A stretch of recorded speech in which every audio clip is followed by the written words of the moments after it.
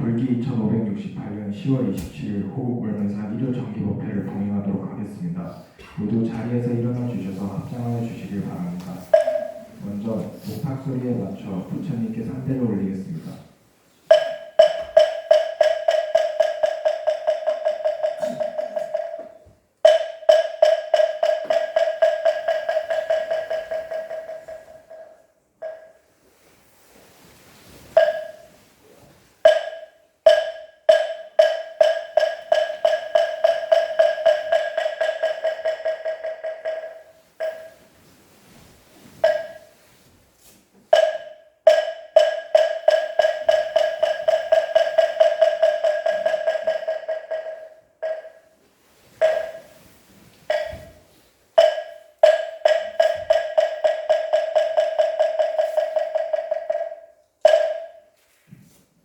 먼저 불법승 사모님께 귀의하는 3귀의를 듣도록 하겠습니다. 법의 집 11페이지를 참고하여 같이 따라 불러주시길 바랍니다.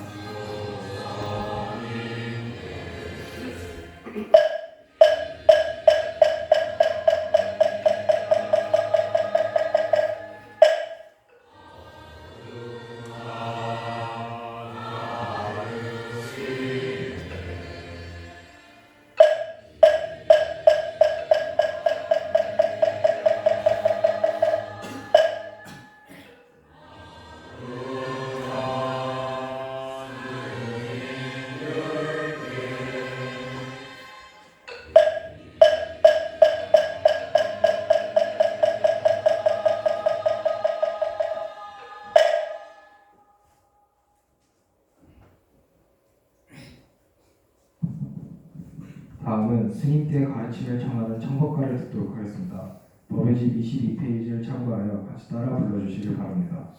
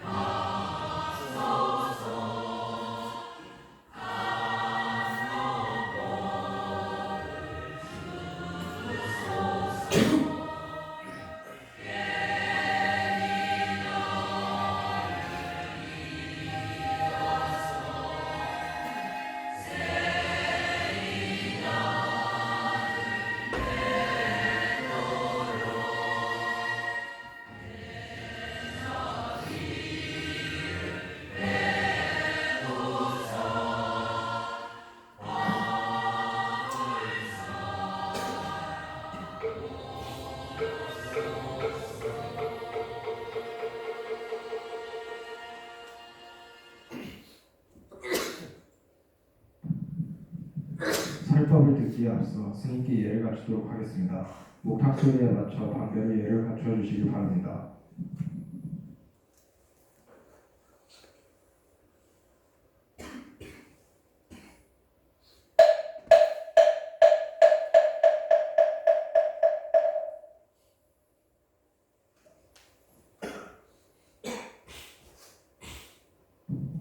모두 자리에 앉아주시길 바랍니다. 설법을 듣기에 앞서 입장이 있겠습니다. 허리를 곧게 펴서 자세를 바로 잡으시고 마음을 차분하게 하여 주시길 바랍니다.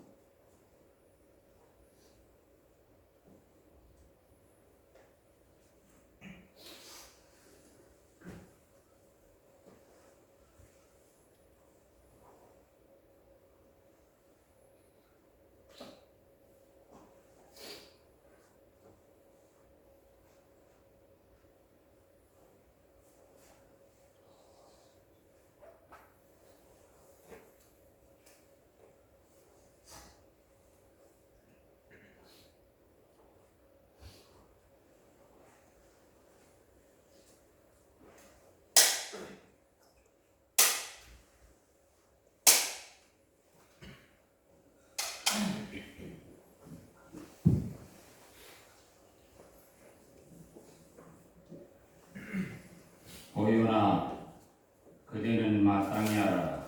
일체 중생들의 비교함이 없는 한의 무명이 다 모든 자의 원각 힘에서 생겨나느니라.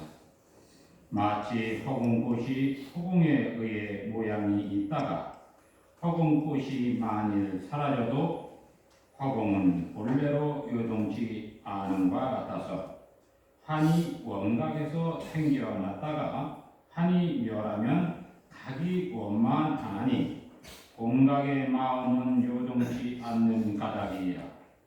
만일 모든 보살과 말세 중생이 항상 응당판을 멀리 여이면 모든 판을 다 여이니 나무에서 불이 일어남에 나무가 다하면 불도 멸함과 같으리라. 깨달음은 점차가 없으며 방편도 또한 그러하니라. 이거 이제 보현보살 물음에 부처님께서 이제 그 환에 대한 것을 말씀하신 건데, 환이라고 하는 것은 뭐냐면 우리가 보고 느끼고 생각하고 뭐 맛을 알고 향기를 맡고 또 이제 감각을 느끼고 감각으로 느껴지는 거 또 이 생각으로 아는 이러한 것들이 다 그 판의 작용이다라고 이제 얘기를 하는 거예요. 그래서 이 부처님이 깨달아서 말씀하신 이러한 모든 것들은 결국 우리가 세상을 어떻게 봐야 되느냐 하는 것을 이제 제시해 주는 거죠. 이 환, 우리가 꿈이라는 말과 이제 같이 생각해서 들으면 좀 맥락을 같이 하지 않을까 생각해요. 우리 이제 꿈을 꾸면 꿈속에서 어떤 모양이 나타나도 꿈을 딱 깨면 사라진단 말이에요. 우리가 살고 있는 이 세계도 그와 같다는 거죠. 그래서 그러면 이 세계를, 내가 만나는 이 세계를 우리가 어떻게 운영하고 갈 거냐, 이 부분이 이제 이 불교에서 다뤄져야 할 것이기 때문에 부처님이 세상을 어떻게 봤느냐 하는 부분은 부처님께서 세상의 괴로움을 어떻게 벗어날까 하는 그러한 이 의제를 가지고 수행을 했기 때문에 이 환으로 본다라고 하는 것은 그 괴로움 이 세상, 모든 고통을 받는 이 세상을 벗어나는 어떻게 하면 벗어날까 그 원인을 찾아낸 이것이라고 보면 됩니다. 그래서 이 꿈과 같은 세계에서 꿈속에서 꿈인 줄 알면 꿈에서 받는 고통은 순식간에 사라지기도 하고 내가 통제가 돼서 다른 모양으로 바꿔나갈 수 있다는 거죠. 그러면 꿈을 통제한다라고 하는 것은 삶 중에서는 삶을 내가 통제한다는 거예요.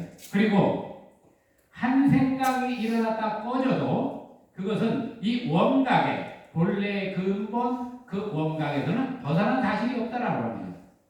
이 원각경이 보여주는 것은 뭐냐면 우리가 살고 있는 이 세계에 아무리 길고 날고 뛰어도 사실은 그 바탕을 벗어날 수 없다는 거예요. 다만 어떻게 변화할 뿐이다라고 합니다. 그럼 변화를 어떻게 이끌어 갈 것이냐 했을 때 늘 제가 얘기하지만 착한 것으로 변화를 이끌어가는 것이 최고의 이 방법이다라는 거죠. 이 착한 것은 모든 변화를 아름답게 연출이 된다는 거죠. 그 연출을 하는 데 있어서 그럼 여러분이 세상을 살아갈 때 내가 이룩하고자 하는 부분이 과연 무엇인가를 한번 점검을 해볼 필요가 있는 거예요. 누구든지 그 꿈을 가지고 우리가 꿈꾸는 것도 꿈이지만 희망, 목표를 가진 것도 꿈이라는 말로 표현하죠. 그래, 꿈을 가질 때 내가 과연 이 꿈을 향해서 갈 때 기쁜가? 또 가면서 기쁘고 이 꿈을 가질 때 기쁘고 꿈을 이룰 때 과연 기쁜가? 이 모든 것이 시간이라고 하는 부분에서 과거, 현재, 미래가 기쁠 수 있느냐 하는 거예요. 이것이 점검이 돼야, 이것이 점검이 되면 과거에도 내가 기쁠 수 있고 미래에도, 현재에도 기쁘고 미래에도 기쁠 수 있는 것이다 이렇게 판단이 되면 그 길은 기쁨으로 가면 된다 이거죠. 이 불교에서 도라는 말을 이제 이 이야기를 할 때 출가를 해서 뭐 득도를 했다 그러면 대부분의 사람들은 뭐 크게 뭐 깨달아서 뭘 얻은 거를 이렇게 생각하는데, 이 득도를 했다는 건 뭐냐면 가는 길을 제시받았다 그 말이에요. 얻었다 그 말이에요.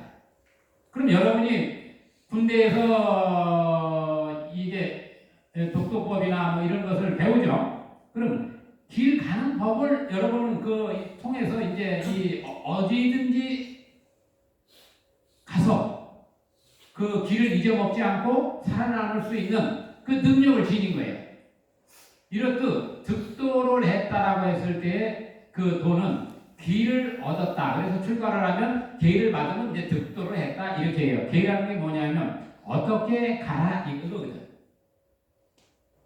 그런데 이제 이게 부처님 당시에는 부처님하고 약속이 뭐냐면 착하게 살겠는가 했어. 그러고 나서 좀 부처님이 열반에 드시고 난 다음에 점점 이게 그 변해가요. 변해가가지고 나중에는 이제 일반 5개 살생하지 마라, 도둑질 하지 마라, 사음하지 마라, 거짓말하지 마라, 뭐 술을 먹지 마라, 뭐 이렇게 이제 또 바뀌고 가고, 또 일반 대승불교로 넘으면 법망경이라고 해서 또 시박 이 10가지 계와 48 또 이 경계라고 해서 보살계가 설해지는데, 이건 뭐냐면 세상을 살아갈 때 우리가 바깥에서 이거 하지 마라 저거 하지 마라 하는 것이 뭐예요? 대부분 형법에 나오는 그 통제를 하는 것이 형법이라는 말이에요. 그래서 이 불교에서도 이 도라고 하는 부분은 길을 가는 방법을 제시해 주는 거예요. 그럼 이 불교에서 길이라는 것은 뭐냐? 늘 행복한 거예요. 늘 기쁘고. 이게 나중에 이제 극락정토라고 하는 사상으로 이제 발전을 해요. 그 아미타 사상. 그리고 사람이 죽게 되면은 극락세계에 가기를 바라면서 역을 하면 나무야무탑을 한단 말이에요. 불교를 어렵게 생각하면 점점 언어에 빠져가지고 헤어날 수 없어요. 아주 단순해져야 돼요. 부처님은 과연 어떻게 불교를 설명했을까? 또 왜 출가를 했을까? 그러면 이 부분을 잘 보여주는 게 부처님의 8가지의 성스러운 길이다 해서 팔상성도를 제시합니다. 팔상성도. 팔상성도에서 가장 중요한 게 뭐냐면 전생에 내가 어떤 권력을 세우고 나왔느냐 하는 거예요. 그래서 부처님이 이제 이 태중으로 들어올 때 화명보살로 6쌍알을 가진 흰 코끼리가 어머니 뱃속으로 들어오는 그런 장면을 태모로 꾼다는 말이에요. 이것이 모든 것이 시작이에요. 그럼 여러분도 똑같아요. 여러분도 세상에 나올 때는 나름대로의 내가 어떻게 세상을 연출하고 가겠다 하고 선포를 하고 나왔는데, 그게 에너지가 부족하든지 뭐가 좀 부족하면 선명하게 나타나지 않는 거예요. 제가 오늘 이야기 주제를 뭘로 택했느냐면 환생이라는 것을 가지고 한번 원각의 이치로 이야기를 좀 해야 되겠다. 이렇게 이제 생각을 하고 제가 오늘 왔습니다. 우리 불교를 이야기를 할 때 앞으로도 불교가 살아남기 위해서 해야 될 일은, 저는 분명하게 이 환생이라는 부분을 불교가 완벽하게 증명해내야 된다. 그러면 그것으로 인해서 세상은 평화로워지고 평등한 그러한 세계를 연출할 수 있다. 왜? 우리는 영원히 죽지 않으니까. 모양을 이렇게 바꾸고 저렇게 나오는데 내가 이 뿌린 씨앗이 나중에 나한테 괴로움을 주는 원인이 거기에 있다는 사실을 알면 우리가 다 착하게 살 수밖에 없다는 거죠. 제가 금화불교라고 하는 단체를 만들어서 이 서원 거기에서 이제 중요시 하는 것이 뭐냐면 금화성의 금화행법서원이에요. 우리 여러분이 이제 지금 책이 제가 이거 책 갖다 놓은 천상의 등불에 보면 45쪽에 보면 요 금화성의 금화행법 서원이라는 게 있어요. 여기에는 이제 암호로는 이제 불법, 아공, 법공, 가, 진공, 묘유, 승, 원 이렇게 이제 단락을 지어놨는데 이제 첫째, 우리는 부처님의 가르침을 따라 우리 모두가 한 몸인 부처님을 확신하고 공의 이치를 알고 이 법공은 체득하고 모든 현상세계가 거짓임을 알며 현상세계가 모두 부처님들의 금화세계 아름다운 장국 부임을 알아 죽고 삼을 바로하라 금화성 환생자를 찾아내어 끊임없이 정진하게 하여 금화행자 모두는 장엄세계 보호하고 더욱 아름답게 이룩한다. 환생자를 찾아내 환생이라는 의미를 제가 이제 이 세상을 살아가면서 우리가 그 환생에 대한 것을 가지고 아주 신경화시킨 것이 이제 티격불교인데 저는 아주 그거 싫어해요. 누구든지 다 환생을 하는데 여기 환생 안 한 사람이 없어. 내가 볼 땐 그래. 내가 내 경험, 내가 정진하면서 내 과거 생에 어떤 것을 보면서 어머니 체중에서 나오는 것을 기억하면서 저기 했을 때는 여기 모든 있는 분들이 다 환생자. 세상에 환생자 아닌 것이 없어요. 이 환생이라는 말은 변화한 모습의 행위에 대한 언어란 말이에요. 네? 그러니까 특별히 환생을 해서 그 환생자를 신격화시켜가지고 그냥 거기다 신앙의 어떤 대상처럼 이렇게 만들어 놓으면 그 어떤 신앙의 집단 단체가 되버려요. 우리 모두가 이 환생을 하고 나오는데 내가 지금은 아들의 입장이었지만 어느 때는 아버지일 수도 있고 할아버지일 수도 있단 말이에요. 그럼 그러한 부분을 우리가 조금이라도 기억한다라고 하면 뭔가가 계속 이어져서 그 원을 성취한다는 사실을 알게 돼요. 그러니까 세상은 헛되게 안 산다 그 말이에요. 모르니까 그냥 막 사는 거예요. 이 불교에서 가장 많이 쓰는 용어 중에 하나가 이제 무상하다는 것과 무명이라는 말이에요. 무명. 이 무상하다는 것은 이 변화한다는 말이기 때문에 무상하다는 말을 아주 특별하게 생각할 거 없어요. 우리는 큰 것이 변한다 이게요. 모든 세계, 생겨난 모든 것들은 다 변화하게 돼 있어. 이게 진리예요. 그래서 무상하다라는 것이 진리라는 말이에요. 그럼 변화하는 과정에서 나는 이번에는 사람 몸을 나왔단 말이에요.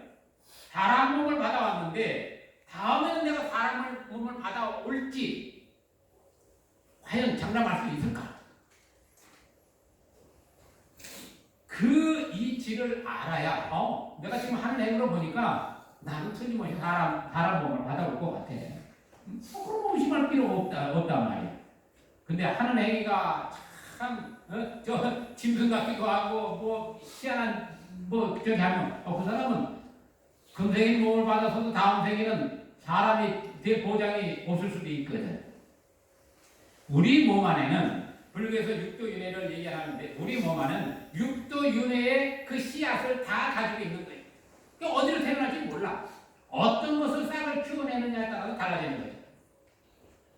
환생이라는 것을 자꾸 우리가 되뇌이다 보면 결국 환생이 관심을 가지고 어제 내가 잠들었다가 아침에 깨어나는 것도 환생이에요. 한 생각을 일으켰다가 다시 한 생각이 일어나는 것도 사실은 환생이에요. 언어가 가지고 있는 것을 잘못 이해를 하면 언어에 갇혀버려요. 그러니까 환생을 아주 특별하게 해가지고 이 티베트에서는 이제 링포체라는 지도가 있어요. 그 환생자를 찾아다가 어릴 때부터 특별 교육을 시켜. 왜냐면 환생하고 자기 기억을 가진 사람들은 머리가 그래도 좋거든.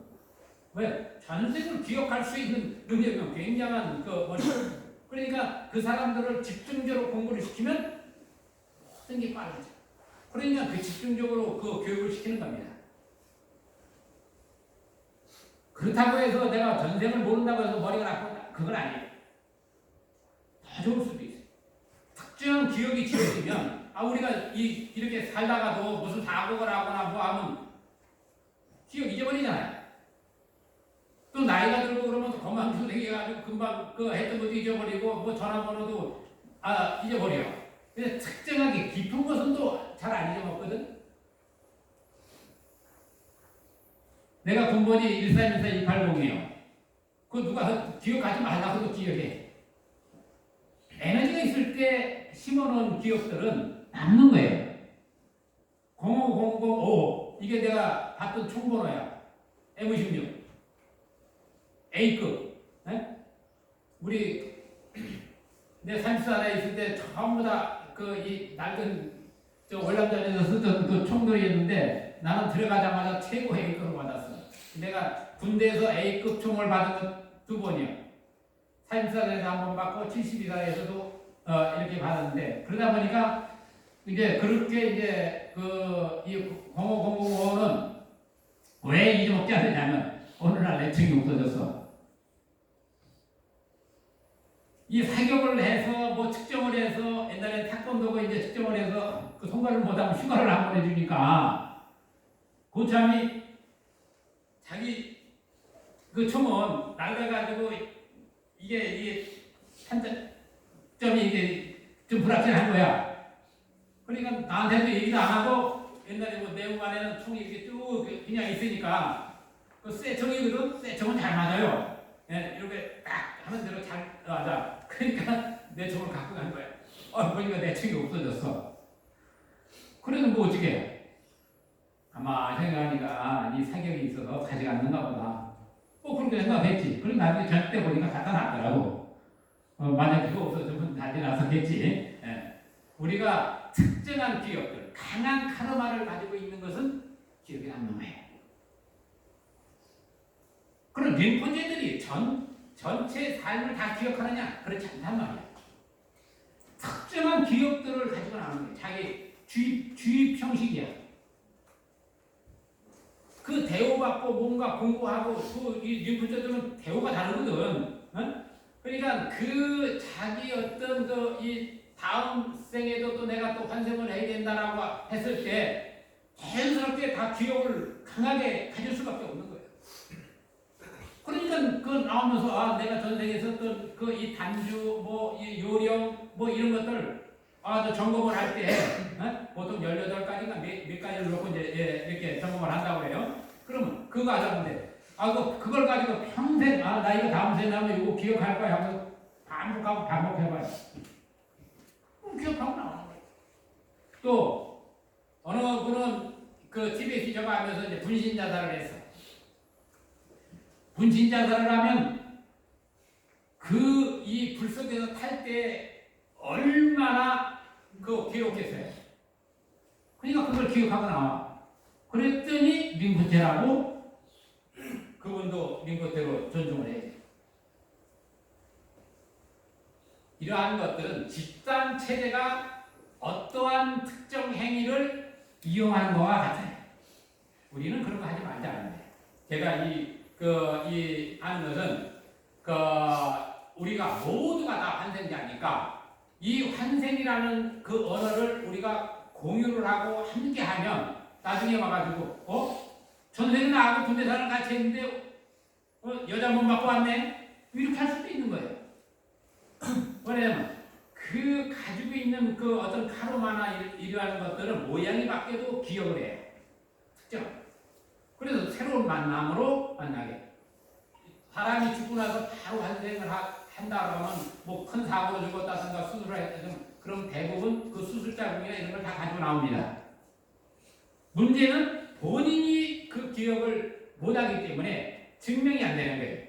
근데 그러한 그 이 환생에 대한 그것을 우리가 이 학습이 되고 또 이 언어에 대한 것을 자꾸 각인시켜서 내가 다음 내 환생을 나는 잘 이끌어서 금생에 공부한 거를 그대로 내가 가지고 나와서 다음 생 공부하는 시간을 내가 줄이겠다. 이렇게 하고 끊임없이 자기 개발을 하면 그 사람은 나올 때부터 총명하게 나와. 몰입이 돼서 자기 분야에 몰입이 돼서 그 이 뭐 연주도 하고 음악하는 사람들은 다음 생에 나올 때 뭐 어려서부터 소리만 들으면 그 기억으로 연주해가지고 특별한 능력을 발휘하는 거예요. 그래서 사람들은 그 천재라고 하는데 그 천재가 아니에요. 자기의 그 카르마에 강한 것을 각인시켜서 나오는 것뿐이에요. 만약에 그게 그 천재가 정했다면 평생을 그걸 가지고 가고 더 발전을 시켜야지. 대부분 그래 나온 사람들 그 발전을 크게 시키는 사람들 배웠어요. 어릴 때 아주 강하게 그 표현을 해내고 시간이 지나면서 스스로 지어진단 말이야.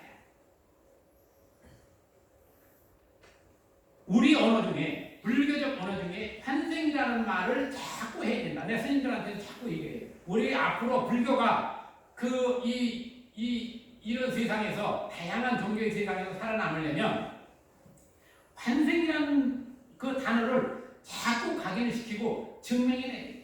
누구든지 쉽게. 그래서 뭐 환생자가 와 이게 아니고 누구든지 난 전생에 이렇게 여기서 생활했었는데 거기 한번 가볼까? 그리고 좀 찾아가는 거예요. 이 세계에는 지금 환생자들의 이것을 또 연구하는 그 교수들이나 그 학계 이런 게 굉장히 많아요. 그래서 그 환생자를 찾아내서 또 옛날에 이집트 어떤 그 문화까지도 이 유적까지도 찾아내고 이러한 그 정도로 지금 가 있다고.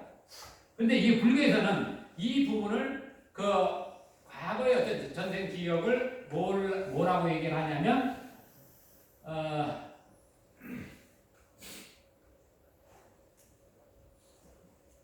천안통, 천이통, 숙명통. 머리가 이렇게 기억이 차구나. 숙명통이라고 해요.